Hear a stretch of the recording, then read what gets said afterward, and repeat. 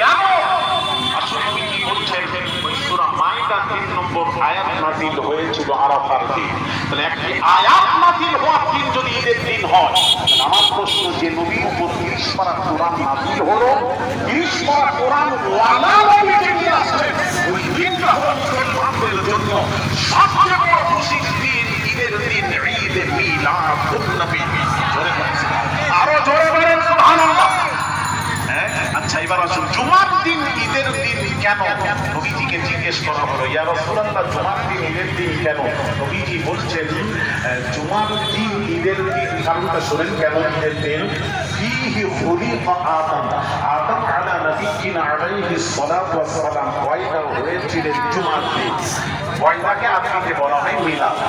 আদম নবীর মিলাদের দিন, পয়দাইশের দিন হলো জুমার দিন। মানে আদম নবী যেদিন পয়দা হয়েছিলেন জুমার দিন, সেটা যদি ঈদের দিন হয়, যে নবীর ওসিলায় আদম নবী সৃষ্টি, যে নবীর ওসিলায় আদম নবীর তওবা কবুল। আদম নবী তো বেহেশতে ছিলেন। ভাইরা আমার, বাবাজিরা, বেহেশতে থাকাকালীন আল্লাহ পাক বললেন, লা তাকরাবা হাদিহি শাজারা, অমুক গাছের কাছে যাবে না, ফল খাবে না, শয়তানের ধোঁকায়